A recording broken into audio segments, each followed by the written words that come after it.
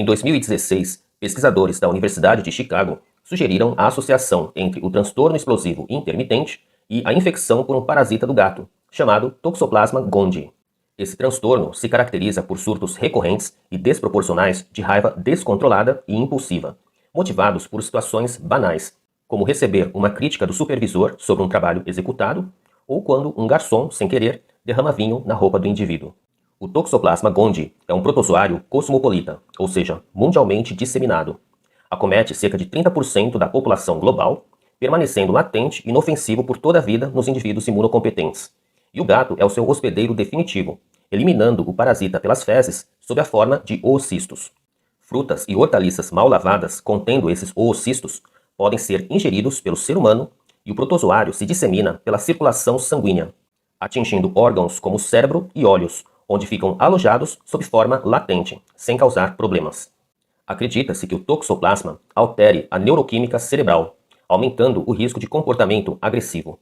Estudos têm relacionado o Toxoplasma gondii a doenças psiquiátricas, como esquizofrenia, transtorno bipolar e comportamento suicida.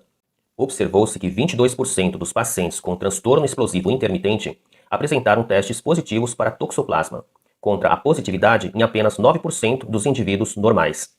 Ou seja, pessoas com transtorno explosivo intermitente possuíam um risco 2 vezes maior de terem sido previamente infectadas pelo toxoplasma em comparação com as pessoas que não sofriam desse transtorno.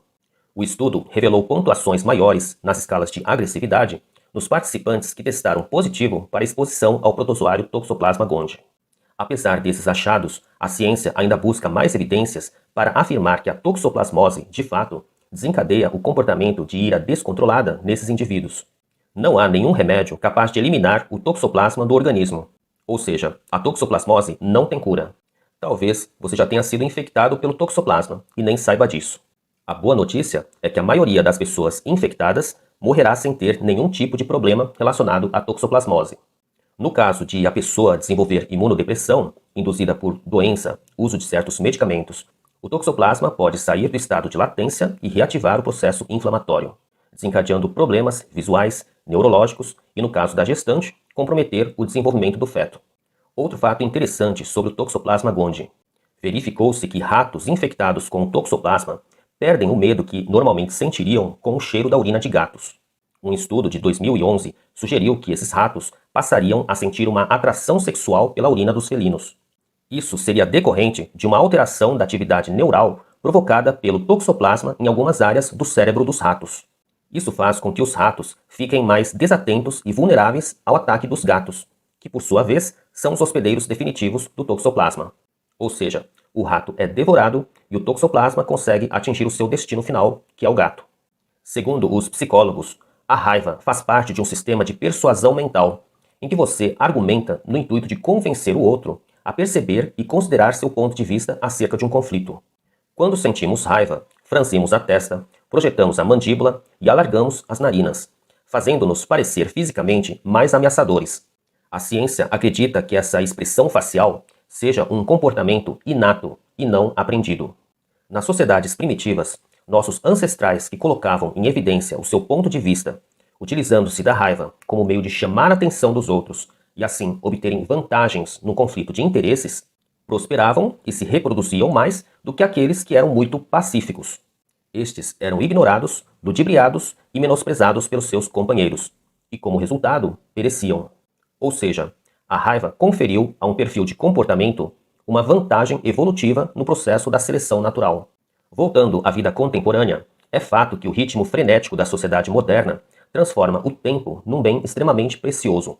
Ninguém deseja desperdiçar o tempo com tarefas ou imprevistos que atrasem a execução das atividades programadas ao longo do dia. São esses contratempos que nos fazem sentir impotentes e frustrados. Quando sentimos raiva, a frequência cardíaca aumenta, a respiração fica mais ofegante, começamos a suar e o aparelho digestivo fica mais lento. É como se o corpo desviasse toda a energia para responder a uma ameaça, real ou presumida. O pensamento fica mais focado na sobrevivência ou no contra-ataque. Então, como controlar a raiva? As emoções não são apenas o resultado da evolução, mas também ferramentas aprendidas, adaptadas à realidade de cada um e sobre as quais podemos ter controle. Bom senso, racionalidade, calma, jogo de cintura e presença de espírito são alguns dos pré-requisitos para que possamos ter atitudes coerentes, equilibradas e inteligentes, sem que nossas ações sejam impulsivas e potencialmente deletérias para os outros e também para nós mesmos, enquanto seres sociais. Segundo os psicólogos, a raiva pode tornar a mente mais centrada, liberando energia para nos defendermos diante de uma situação adversa. Mas é necessário saber canalizar a energia liberada pela raiva para propor soluções que beneficiem a todos. Dessa forma, a ira bem administrada pode estimular uma pessoa a agir com racionalidade, respeito às diferenças de opinião e civilidade diante de uma situação crítica e estressante, formulando um bom argumento em favor do que seja justo para ambas as partes. Portanto, a raiva por si só não é um sentimento nocivo, desde que possamos organizar os nossos pensamentos e atitudes, assumir o controle sobre essa emoção e direcioná-la para um fim construtivo. Caso contrário, poderemos mergulhar num ciclo vicioso de ódio e agressão infinitos.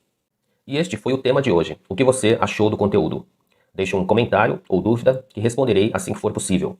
Assista a mais vídeos aqui do canal e, se gostar do conteúdo, peço que se inscreva e ative as notificações. Se curtiu este vídeo, dê um like e compartilhe. E obrigado pela sua companhia. Até o próximo vídeo.